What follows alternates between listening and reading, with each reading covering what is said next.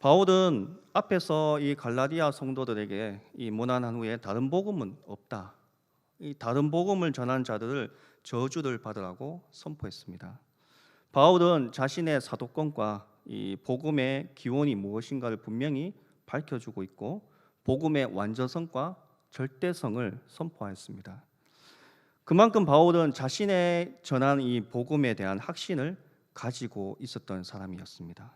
바울이 이 확신이 어디에서 온 것일까요? 한번 생각해 보십시오. 거짓 교사들이 지적한 대로 이 바울은 예수님을 직접적인 이 제자도 아니었습니다. 그럼에도 불구하고 자신은 부활하신 주님을 만났기 때문에 사도이면서 자기가 전한 복음을 변경할 수 없는 절대적인 구원의 진리임을 확신하고 있었던 것입니다. 바울은 오늘 본문에서 그 근거가 무엇인지를 밝히고 있습니다. 첫 번째는 복음의 계시였습니다. 11절과 12절 말씀에 보시면 형제들아 내가 너희에게 알게 하노니 내가 전한 복음은 사람의 뜻을 따라 된 것이 아니다. 이는 내가 사람에게서 받은 것도 아니고 배운 것도 아니고 오직 예수 그리스도의 계시로 말미암은 것이라고 기록되어 있습니다. 바울은 앞에서 자기가 전한 복음 외에는 이 다른 복음을 전하면 저주를 받으라고 선언했습니다. 그 첫 번째 이유가 무엇일까요? 자기가 전한 복음은 사람의 뜻을 따라 된 것이 아니라는 것입니다. 이 사람의 뜻을 따라 된 것이 아니라는 말이 무엇일까요? 사람들이 지어낸 것이 아니란 것입니다. 복음은 복음의 출발점에 관한 것이라고 말할 수가 있다는 것이죠. 복음은 사람들이 만들어낸 이론이 아니란 것입니다. 사람들이 깊은 사색을 통해서 이 깨달은 의미가 어떤 진리가 아니란 것입니다. 불교나 또 유교는 어떤 의미에서 사람이 지어낸 진리라고 할 수가 있습니다. 그러나 이 바울이 전한 복음은 사람이 지어낸 것이 아니란 것이죠. 자기가 지어낸 것이 아니란 것입니다. 그러면 이 복음은 어디에서 온 것입니까? 바울이 사람에게서 받은 것도 아니고 어디 가서 배운 것도 아닙니다. 오직 예수 그리스도 말미암아 그 그리스도의 계시로 말미암은 것이죠. 바울이 전한 복음은 이 다른 사람이 바울에게 전해준 것이 아니란 것이죠. 또 유명한 사람들로부터 배운 것도 아니란 것입니다. 오직 예수 그리스도의 계시로 말미암아 받은 것입니다. 바울은 여기서 다른 사도들이 그것을 받은 방법과 똑같이 그 자신도 예수 그리스도의 직접적인 계시에 의해서 그 복음을 받았다고 주장하고 있습니다. 바울은 예루살렘의 가말리아의 문화생이었습니다. 그는 예수님이 승천하신 후에 오순절이 성령이 임하고 예루살렘 교회가 탄생한 것을 알고 있었을 것입니다. 스데반은 돌로 쳐 죽일 때 사울은 그의 옷을 지키던 자였습니다. 기독교를 박해하던 자였던 것이죠. 이는 그만큼 사울이 예수님을 둘러싸고 일어난 수많은 역사적인 사실들을 알고 있었기 때문이었습니다. 예수님의 생애와 이 죽으심과 부활과 승천과 이 성령 강림의 등에 관한 매우 정확히 알고 있었다고 보여줄 수가 있다는 것이죠. 그러나 그는 단편적인 예수에 관한 지식들이 그에게 복음이 될 수가 없었습니다. 바리새인의 눈으로 볼 때 기독교는 율법을 폐하는 집단이고 이 하나님의 성전을 헐라고 하는 이단이었습니다. 그래서 그는 사명감을 가지고 기독교를 박해하였던 것입니다. 예루살렘 성도들이 흩어지자 바울의 사내들에서 이 외국에 나간 기독교들이 이 잡아오는 신임장을 받아가지고 다메섹으로 가고 있었습니다. 그 모습을 살기 등등하였던 것이죠. 그러나 다메섹으로 가던 중에 부활하신 예수님을 만났던 것입니다. 이 부활하신 예수님을 만나는 순간에 그동안 예수님에 관하여 가지고 있던 지식들이 순간적으로 연결되어서 복음으로 계시가 되었던 것이죠. 그동안 복음을 영접한 그리스도인들을 박해하고 죽이는 일에만 가담하면서도 그들의 그 너무나도 평온하고 사랑이 넘치는 은혜로운 모습을 보면서 마음에 큰 충격을 받았을 것입니다. 그런데 예수 그리스도의 십자가의 복음을 깨닫게 되는 순간에 모든 의문이 다 풀리게 되었던 것이죠. 계시라는 말이 무엇입니까? 비밀에 쌓여 있던 것이 드러나는 것입니다. 우리가 이 복음을 깨닫고 영접하게 되는 것은 예수 그리스도 계시로 말미암은 것입니다. 그래서 기독교를 계시의 종교라고 하는 것입니다. 그것을 가장 잘 표현해 주고 있는 성경은 마태복음 16장입니다. 오늘날 예수님께서 자기 제자들에게 물어보셨습니다. 사람들이 나를 누구라 하더냐? 제자들이 이렇게 대답합니다. 어떤 사람은 예레미야, 어떤 사람은 엘리야, 또 어떤 사람은 세례 요한이라 하더라. 그때 예수님께서 제자들에게 다시 질문합니다. 너는 나를 누구라 하느냐? 그때 시몬 베드로가 무엇으로 대답할까요? 주는 그리스도시요 살아계신 하나님의 아들이시니이다. 이 대답을 듣고 예수님이 몹시 기뻐하였습니다. 그러면서 뭐라고 하셨습니까? 마태복음 16장 17절 말씀에 보시면 예수께서 대답하여 이르시되 바요나 시몬아 내가 복이 있도다. 이를 내게 알게 하는 이는 혈육이 아니요 하늘에 계신 내 아버지이시니라고 기록되어 있습니다. 시몬 베드로는 이 3년 동안 예수님의 제자로 합숙하면서 훈련을 받았던 사람입니다. 그렇지만 예수님이 그리스도인 줄을 알지 못했습니다.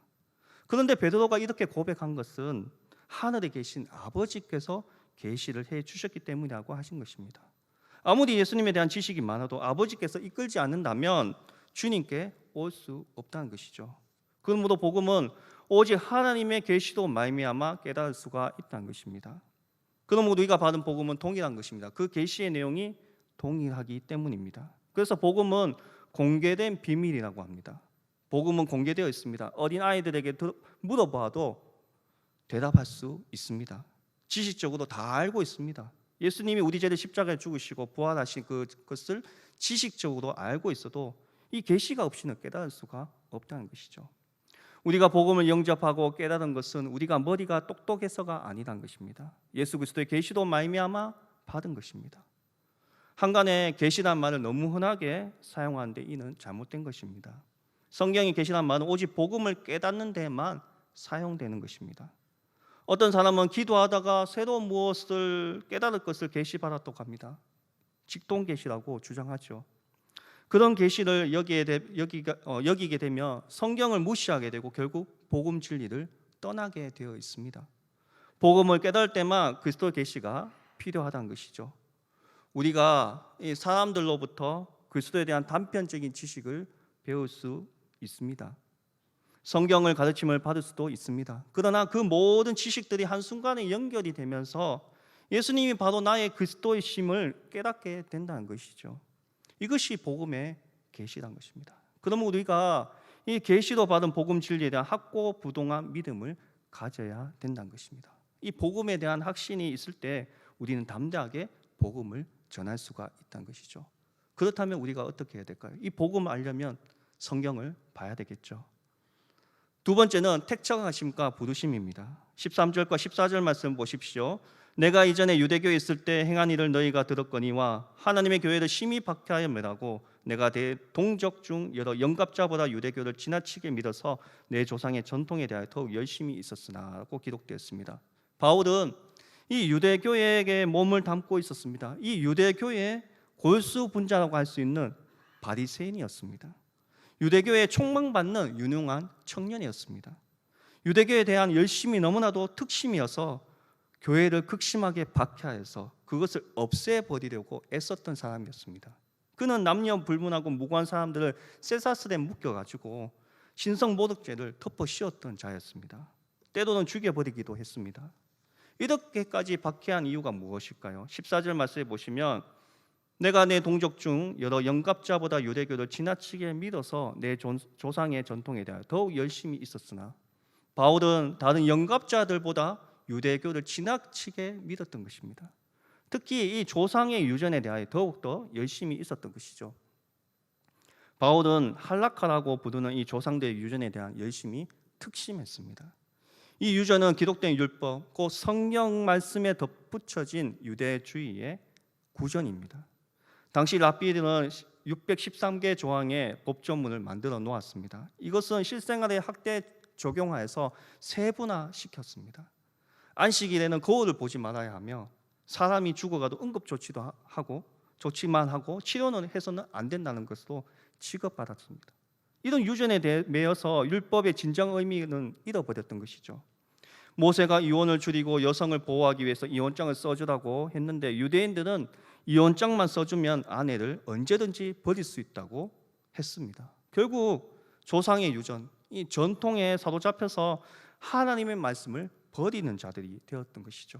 바울은 그런 일에 더욱더 열심히 많았습니다. 그는 인간이 만들어 놓은 이 유전으로 인해서 교회를 핍박하였던 것입니다.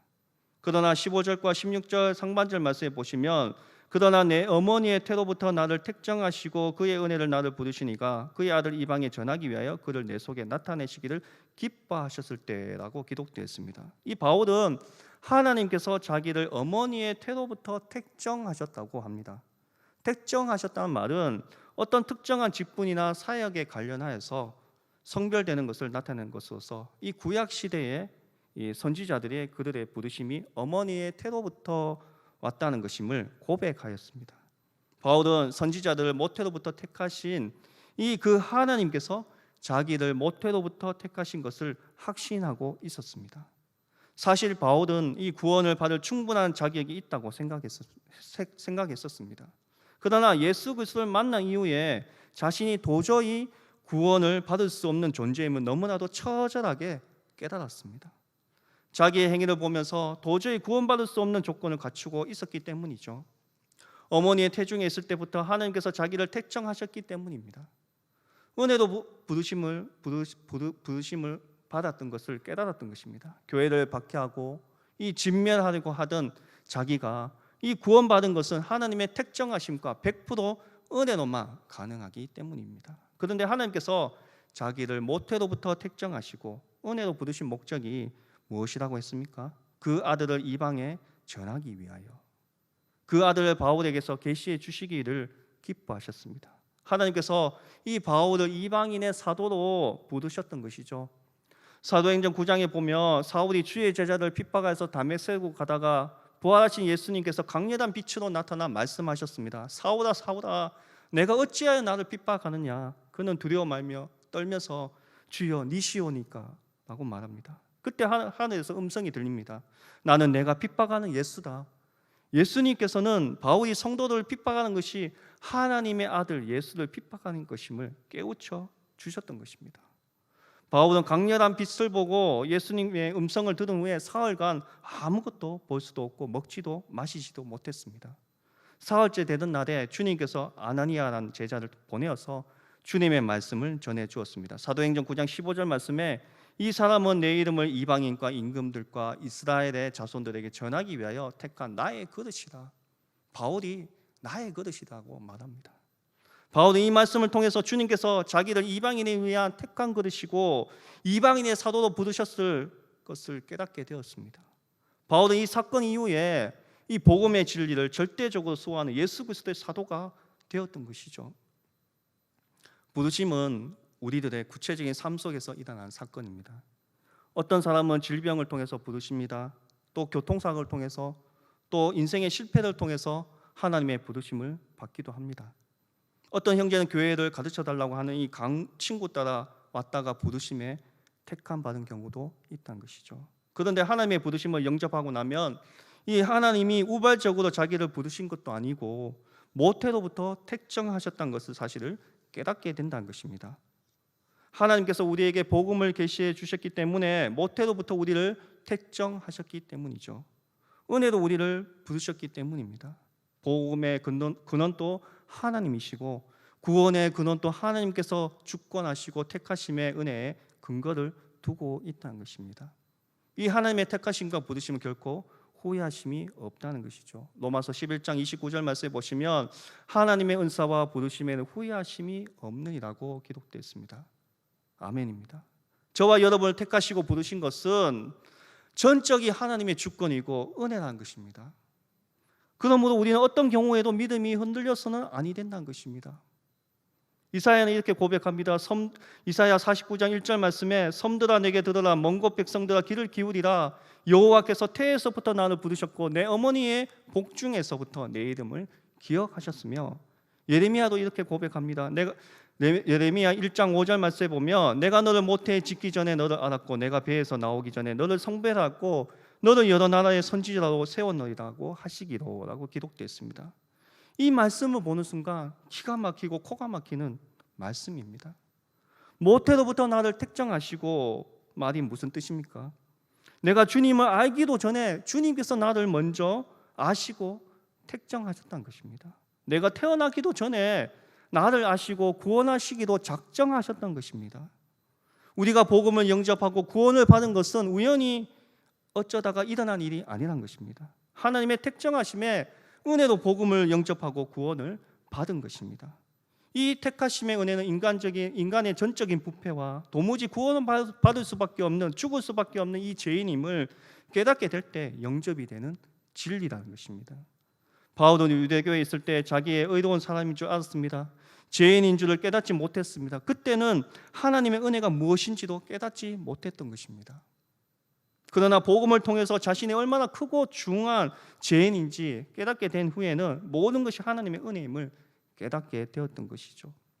모든 사도들로부터 보다 더 수고하고 온갖 고난을 산전수고를 다 겪었지만 나의 나 된 것은 하나님의 은혜로다고 고백하는 것입니다. 우리가 태어나기도 전에 하나님은 우리를 택정하시고 구원하시기를 기뻐하셨던 것입니다. 바울은 그래서 로마서 9장 11절 말씀에 그 자식들이 아직도 나지도 아니하고 무슨 선이나 악을 행하지 아니한 때에 택하심을 따라 되는 하나님의 뜻이 행위로 말미암지 않고 오직 부르시는 이로 말미암아 서게 하려 하사라고 기록되어 있습니다. 이 하나님의 영원한 구원 계획과 예정이 하나님의 백성된 모든 사람에게 적용된다는 말씀이죠. 이것이 바로 복음이요, 이것이 바로 우리의 커다란 기쁨이 아닐 수가 없다는 것입니다. 구원의 은혜가 부족하고 확신이 부족한 분들은 아직도 자신의 전적 타락과 이 구제불능인 것을 머리로는 알아도 마음으로 깨닫지 못했기 때문입니다.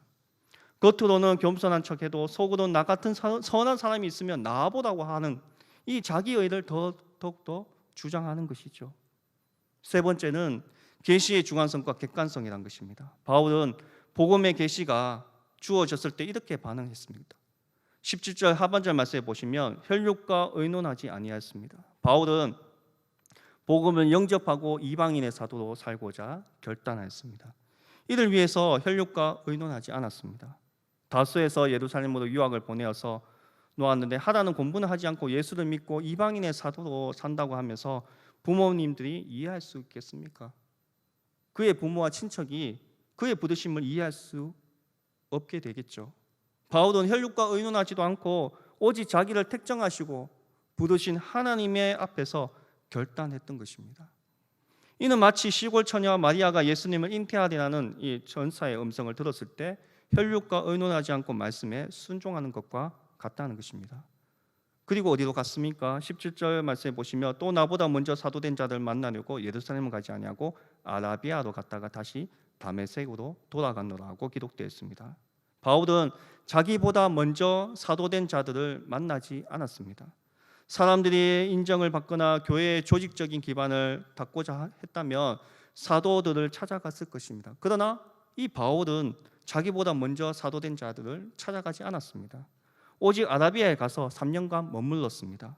아라비아는 예루살렘과 상관없는 장소입니다. 바울은 거기에서 자기가 받은 그리스도의 계시를 더욱더 분명히 하기 위함이었습니다. 바울은 다메섹 도상에서 예수를 만남으로 그의 생각이 변하고 삶이 변했던 것입니다. 가치관이 바뀌었습니다. 그러나 그러한 경험에서 의미하는 바가 무엇이며 자기를 근본적으로 변화시킨 그 복음의 비밀이 무엇인가를 명확히 알고 싶었습니다. 자기가 받은 계시를 구약 성경에 근거해서 확인하고 체계하는 데는 많은 시간이 필요하였을 것입니다. 사람들의 말을 듣지 아니하고 하나님께 가까이 나아갔습니다.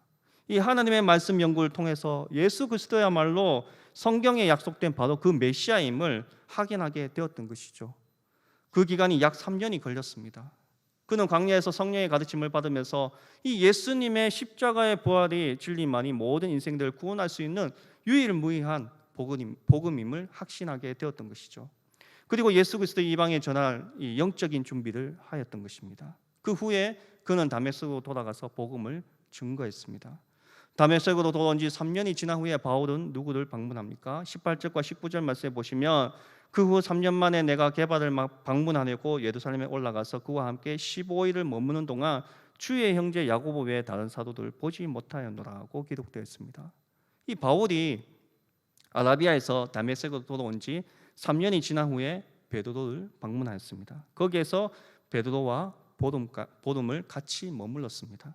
바울이 강조하고자 하는 바는 계시를 받은 후에 바로 베드로를 만나지 않았던 것입니다. 상당한 기간이 지난 후에 게바를 만났기 때문에 자기가 전한 복음이 게바로부터 배운 것이 아니란 것입니다.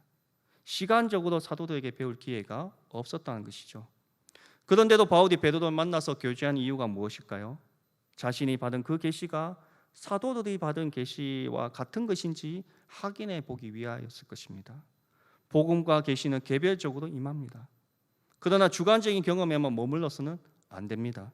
신앙의 선배들과 교제하면서 자신이 받은 은혜가 바로 바른 진리에 근거한 것인지를 확인해 보는 과정이 필요하다는 것이죠. 그래야 우리의 신앙이 이상한 대로 빠지지 않고 복음 진리에 근거한 믿음의 반석 위에 세워질 수가 있다는 것입니다. 바울은 게바와 함께 잠시 머물면서 자신이 받은 계시와 사도들이 받은 계시가 다르지 않은지 자신은 이방인의 사도로서 부르신 하나님의 섭리를 깨닫게 되었을 것입니다. 그런 후에 바울은 수리아에 가서 복음을 전하게 됩니다. 유대에 있는 신자들을 바울은 얼굴로는 만나지 못했습니다. 다만 우리를 핍박하던 자이기 전에 잔해하던 그 믿음을 지금 전한다는 소식을 듣고 이 하나님께 영광만 돌렸습니다. 사람들은 바울의 얼굴도 몰랐지만 그의 변화된 삶을 통해서 하나님께 영광을 돌렸습니다. 바울은 자기를 사도로 인정하지 않고 자기가 전한 복음에 대해서 불신을 삼는 이 거짓 교사들을 향해서 자신은 예루살렘의 사도들로부터 인정을 받았고 유대에 있는 교회들로 자기의 변화된 삶을 통해서 하나님께 이 영광을 돌렸다는 사실을 강조하고 있습니다. 이를 통해서 자기가 전한 복음에 대한 확신을 가지고 흔들리지 않도록 하려는 것이었습니다. 우리가 받은 복음은 너무나도 분명할 것입니다. 우리가 받은 복음 외에는 다른 복음은 존재하지 않습니다. 성도 여러분, 바울이 전한 복음은 사람에게서 받은 것도 아니고 사람들이 만든 것도 아닙니다. 오직 하나님 아버지와 예수 그리스도의 계시로 말미암은 것입니다. 그러므로 복음은 완전하고 유일한 진리라는 것이죠. 우리가 받은 복음은 사도 바울이 갈라디아 교인들에게 전해준 바로 그 복음입니다. 시대가 변하고 세상을 변해도 이 성경은 변하지 않습니다. 진리는 변하지 않습니다. 왜냐하면 복음이 인간이 만들어낸 것이 아니라 예수 그리스도의 계시로 말미암아 주어진 절대적인 진리이기 때문입니다. 또 복음은 계시로 말미암은 것이기 때문에 인간의 지혜로 깨달을 수가 없다는 것이죠. 성령의 도우심이 없이는 그 비밀을 깨닫지는 못합니다. 이 복음을 가리켜 공개된 비밀입니다. 복음은 모든 사람에게 공개되어 있지만 성령의 조명을 받은 사람만이 그 비밀을 깨닫게 되어 있다는 것입니다. 그러므로 우리가 예수님의 그 십자가의 부활의 복음을 깨닫게 된 것은 성령의 역사입니다. 또한 놀라운 하나님의 은혜라는 것이죠. 왜냐하면 하나님께서 모태로부터 우리를 택정하시고 은혜를 부르시고 그 아들 아는 빛을 우리 마음에 비추어 주셨기 때문입니다. 그러므로 우리 모두가 내가 가진 믿음을 말씀에 대조해보고 또 이 말씀과 일치되지 않는 믿음을 하나씩 고쳐 나가셔서 이 복음을 가감없이 말씀 그대로 지켜나가는 하나님의 사람, 그리스도의 사람들이 다 되시기를 주님의 이름으로 축원합니다. 기도하겠습니다. 하나님 아버지를 만나지 않았더라면 내 열심으로 타인을 괴롭히고 하나님 마음이 아프게 하며 살았을 것입니다. 하나님께서 제게 주신 그 사랑, 제게 부어주신 그 은혜에 반하는 삶을 살지 않도록 도와주시옵소서. 내 어머니 로테로부터 나를 택정하여서 불러주신 그 은혜에 합당한 삶을 살게 하시고 부르심의 은혜를 따라서 보내시는 소명을 따라서 내가 받은 구원의 은혜가 나를 통해 흘려보낼 수 있는 열정의 사람으로 살게 하여 주시옵소서. 믿사옵고 우리 구주 예수 그리스도의 이름으로 기도드리옵나이다. 아멘.